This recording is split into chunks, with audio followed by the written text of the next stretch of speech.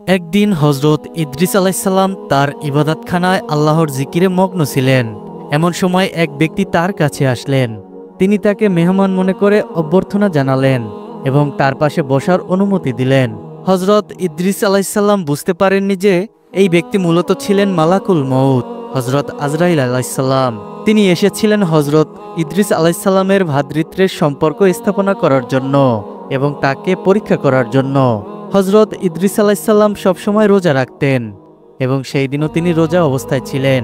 সারাদিন রোজা রেখে যখন ইফতারের সময় হলো, তখন হজরত ইদ্রিস আলাইসাল্লাম নিজের জন্য এবং মেহমানের জন্য ইফতারের আয়োজন করলেন। হজরত ইদ্রিস আলাইসাল্লাম খাবার খেলেন, কিন্তু মেহমান কিছুই খেলেন না। যদিও ইদ্রিস আলাইসাল্লাম বারবার বলেছিলেন, ভাই আপনি এখান থেকে খাবার গ্রহণ করুন, কিন্তু মেহমান খাবার গ্রহণ করেননি। কারণ তিনি তো কোনো সাধারণ মেহমান ছিলেন না, তিনি ছিলেন আল্লাহর একজন ফেরেশতা, আর ফেরেশতারা মানুষের মতন খাবার গ্রহণ করে না। হজরত ইদ্রিস আলাইসাল্লাম তখন এই ব্যক্তিকে চিনতে পারেননি। হজরত ইদ্রিস আলাইসাল্লাম লক্ষ্য করলেন যে উক্ত মেহমান সারা রাত আল্লাহর ইবাদতে কাটিয়ে দিয়েছেন। পরের দিন সকালে হজরত ইদ্রিস আলাইসাল্লাম মেহমানকে বললেন, ভাই আপনি এবার কিছু খান, কিন্তু মেহমান মোটেও খাবার গ্রহণ করেননি। এবার হজরত ইদ্রিস আলাইসাল্লাম মেহমানকে বললেন, ভাই চলুন আমরা একটু আল্লাহর জমিনে ঘুরে আসি এবং আল্লাহর নিয়ামতগুলো দুচোখে দেখে তার শুকরিয়া আদায় করি। হজরত ইদ্রিস আলাইসাল্লামের এই কথায় মেহমান রাজি হলেন। তারা দুজনে হাঁটতে হাঁটতে অনেক দূরে চলে গেলেন। হঠাৎ তাদের সামনে পড়ল একটি বাগান, আর এই বাগানে সব ধরনের ফল ছিল। তখন মেহমান বললেন, হে আল্লাহর নবী, চলুন এই বাগানে প্রবেশ করি এবং সেখান থেকে কিছু ফল আমি আর আপনি দুজনেই মিলে খাই। হজরত ইদ্রিস আলাইসাল্লাম মেহমানের কথা শুনে রাগান্বিত হলেন আর সাথে সাথে বললেন, আপনি তো এক আশ্চর্য মানুষ। আপনি কি জানেন না যে মানুষের সম্পদ না জানিয়ে ভক্ষণ করা আল্লাহ তাআলা পছন্দ করেন না? এটা হারাম। হজরত ইদ্রিস আলাইসাল্লামের কথা শুনে মেহমান কোনো কিছুই বললেন না, বরং চুপ করে রইলেন।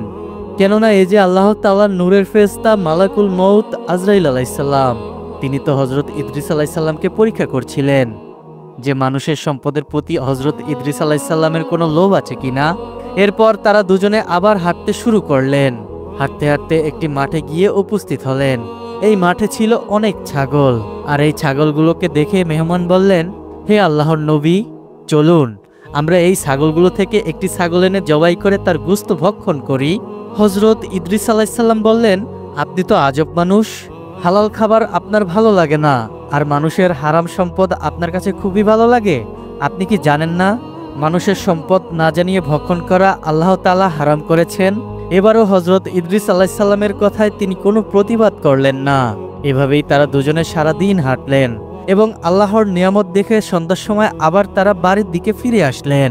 এভাবে উক্ত মেহমান 3 দিন পর্যন্ত হজরত ইদ্রিস আলাইসাল্লামের সাথে সহচর্যে থাকলেন। তার আচার আচরণ লক্ষ্য করে হজরত ইদ্রিস আলাইসাল্লামের সন্দেহ হলো। তিনি মনে মনে ভাবতে লাগলেন, এ নিশ্চয়ই কোনো মানুষ নয়।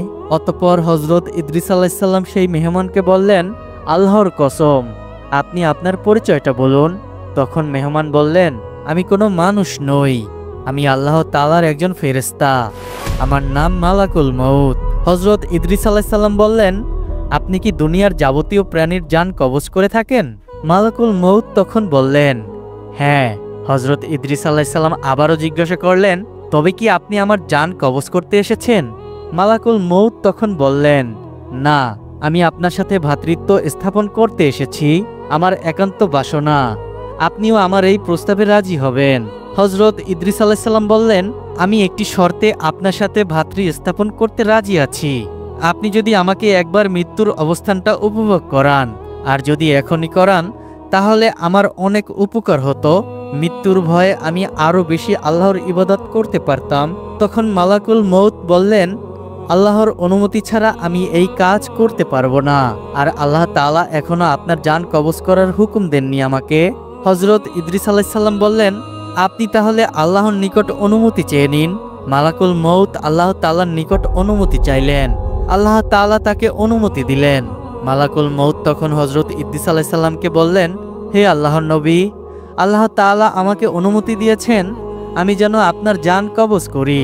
হজরত ইদ্রিস আলাইসাল্লাম শুনে খুশি হলেন আর বললেন, আপনি আপনার কাজ করুন। এরপর মালাকুল মউত হজরত ইদ্রিস আলাইসাল্লামের জান কবজ করার জন্য পূর্ব প্রস্তুতি নিয়ে তাকে জমিনে শুইয়ে দিলেন। এরপর হজরত ইদ্রিস আলাইসাল্লামের জান কবজ করতে শুরু করলেন। হজরত আজরাইল আলাইসাল্লাম খেয়াল করলেন যে হজরত ইদ্রিস আলাইসাল্লামের যেন কোনো কষ্ট না হয়, এর জন্য তার জান আস্তে আস্তে কবজ করছিলেন। জান কবজ করার পর আল্লাহর হুকুমে হজরত ইদ্রিস আলাইসাল্লামের শরীরে আবার রূহ ফিরিয়ে দেওয়া হয়। পুনরায় হজরত ইদ্রিস আলাইসাল্লাম জীবিত হলেন।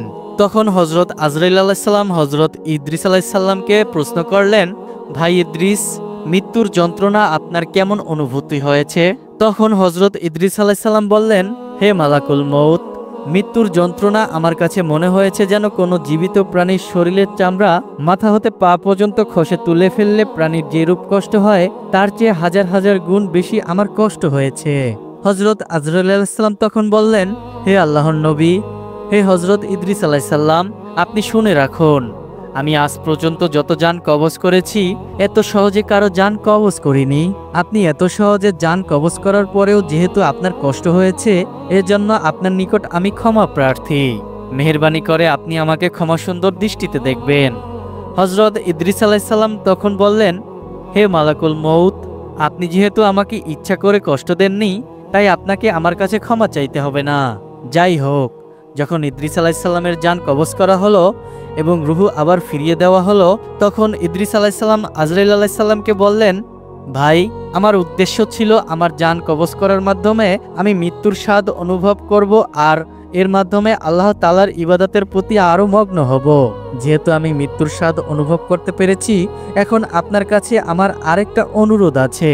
অনুরোধটি হলো, আপনি আল্লাহর কাছে আরো একটি ফরিয়াদ করুন, আমাকে যেন জাহান্নাম দেখার ব্যবস্থা করে দেন। আমার মনে জাহান্নাম দেখার স্বাদ জেগেছে। আপনি যদি আমাকে জাহান্নাম দেখাতেন, তবে আমি জাহান্নামের ভয়ে আল্লাহর ইবাদত বন্দেগীতে আরো বেশি মনোযোগী হতে পারতাম। হজরত আজরাইল আলাইসাল্লাম যখন আল্লাহ তাআলার কাছে ফরিয়াদ জানালেন, তখন তাকে অনুমতি দেওয়া হয় যেন হজরত ইদ্রিস আলাইসাল্লামকে জাহান্নামে নিয়ে গিয়ে সচক্ষে দেখিয়ে আনেন। হজরত আজরাইল আলাইসাল্লাম বললেন, হে আল্লাহর নবী, আপনি আমার সাথে চলুন। আল্লাহ তাআলা আমাকে অনুমতি দিয়েছেন যেন আপনাকে আমি জাহান্নাম দেখিয়ে আনি। এরপর হজরত আজরাইল আলাইসাল্লাম হজরত ইদ্রিস আলাইসাল্লামকে নিয়ে রওনা দিলেন। চলতে চলতে আল্লাহর তৈরি জাহান্নামে গিয়ে তারা উপস্থিত হলেন। জাহান্নাম দেখে এবং জাহান্নামের ভয়াবহতা দেখে হজরত ইদ্রিস আলাইসাল্লাম একটি চিৎকার দিলেন আর ভয়ে বেহুশ হয়ে পড়লেন। হজরত ইদ্রিস আলাইসাল্লাম জাহান্নাম ঘুরে দু চোখে পানি ছেড়ে দিলেন এবং কান্না করতে শুরু করলেন। জাহান্নামের বিভীষিকাময় শাস্তি সবকিছু দেখার পরে হজরত ইদ্রিস আলাইসাল্লাম হজরত আজরাইল আলাইসাল্লামকে বললেন, ভাই, আপনি আমাকে মৃত্যুর যন্ত্রণার স্বাদ আস্থাদান করিয়েছেন, আপনি আমাকে জাহান্নাম দেখিয়েছেন। এই দুটির মাধ্যমে আমার হৃদয়ে আল্লাহ তাআলার ইবাদত বন্দেগী করার প্রচণ্ড ইচ্ছা জেগেছে।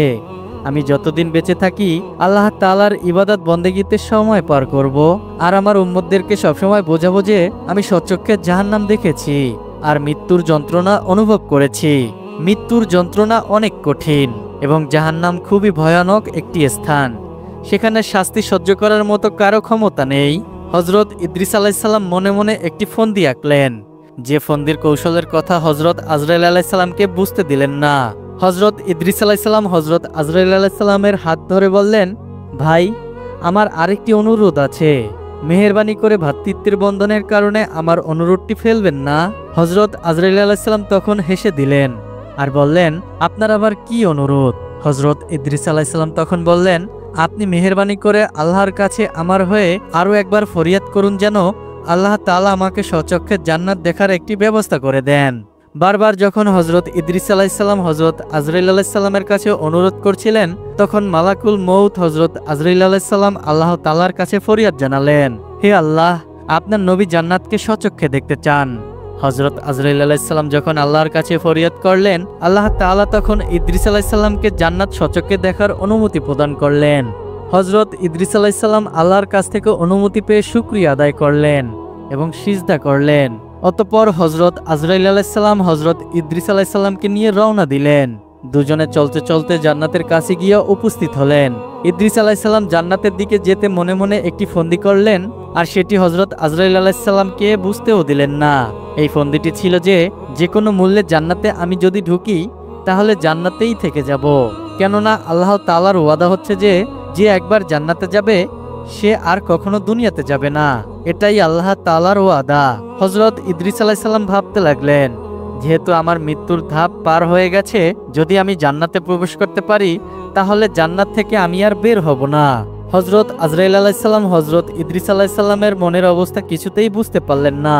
মহান আল্লাহ রাব্বুল আলামিন হযরত ইদ্রিস আলাইহিস সালামের কথা শুনে হাসছিলেন, কেননা আল্লাহ তাআলা ইদ্রিস আলাইহিস সালামের তকদিরে এভাবেই লিখেছিলেন যে জিন্দা অবস্থায় মৌতের পূর্বে তাকে আল্লাহ তাআলা জান্নাত দেখাবেন এবং জান্নাতের মধ্যে চিরস্থায়ী করে দেবেন।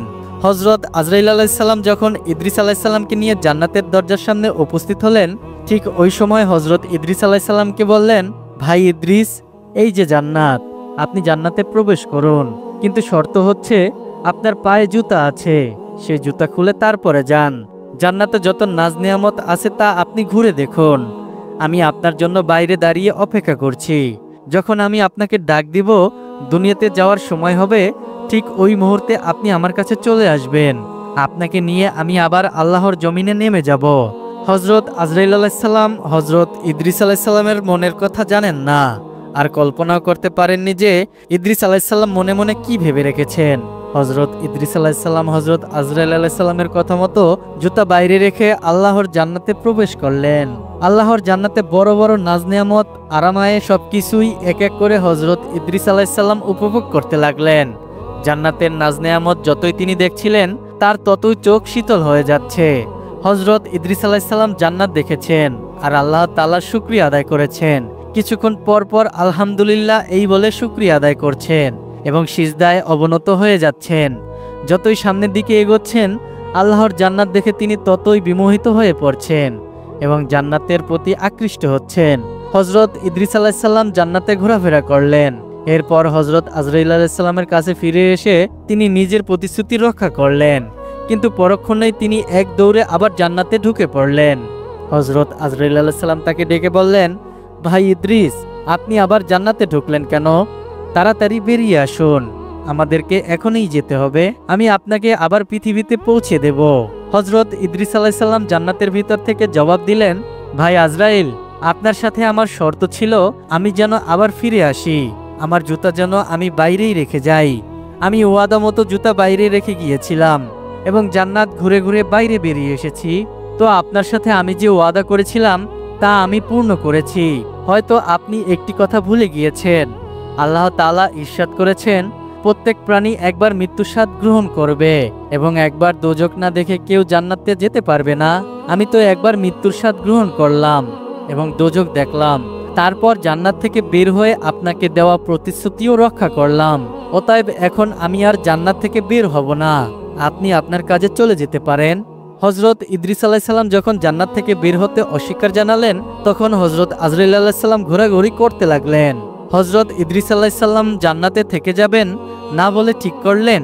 হযরত আজরাইল আলাইহিস সালাম তখন আল্লাহ তাআলার কাছে বললেন, হে আল্লাহ, আপনি বললেন বলেই আমি তাকে দুনিয়া থেকে জান্নাতে নিয়ে এসেছি। সে জান্নাত ঘুরে দেখেছে, কিন্তু এখন সে জান্নাত থেকে যেতে নারাজ। হে আল্লাহ, এখন আপনি বলুন আমি কি করব? তখন আল্লাহ তাআলা হযরত আজরাইল আলাইহিস সালামকে লক্ষ্য করে বললেন, হে আজরাইল, তুমি তোমার কাজে চলে যাও আর ইদ্রিসকে জান্নাতে থাকতে দাও। তার ভাগ্যে আমি এরূপ ঘটনা লিপিবদ্ধ করেছিলাম, সে জান্নাতে এভাবেই আসবে এবং জান্নাতে থেকে যাবে। অতএব তুমি তোমার কাজে ব্যস্ত হয়ে যাও আর আমার ইদ্রিসকে জান্নাতের নাজ নিয়ামত সহকারে সুন্দরভাবে উপভোগ করার সুযোগ করে দাও। আল্লাহ তাআলার হিকমত যখন আজরাইল আলাইহিস সালাম বুঝতে পারলেন, তখন আজরাইল আলাইহিস সালাম হাসতে হাসতে হযরত ইদ্রিস আলাইহিস সালামকে সালাম দিয়ে বিদায় হয়ে গেলেন। অতঃপর হযরত ইদ্রিস আলাইহিস সালাম মহাসুখে জান্নাতে বসবাস করতে লাগলেন। তো বন্ধুরা, এই ছিল হযরত ইদ্রিস আলাইহিস সালামের বেহেশতে যাবার ঘটনা। আশা করছি হযরত ইদ্রিস আলাইহিস সালামের বেহেশতে যাবার ঘটনাটি আপনাদের সবার কাছে অনেক ভালো লেগেছে। যদি বন্ধুরা আজকের ভিডিওটি ভালো লাগে তাহলে অবশ্যই ভিডিওতে একটি লাইক এবং কমেন্ট করে আপনার সুন্দর মতামতটি জানিয়ে যাবেন। দেখা হবে পরবর্তী কোনো এক ইন্টারেস্টিং ঘটনা নিয়ে। সেই পর্যন্ত সবাই অনেক ভালো থাকবেন, সুস্থ থাকবেন এবং নিজেদের দিকে খেয়াল রাখবেন। আসসালামু আলাইকুম।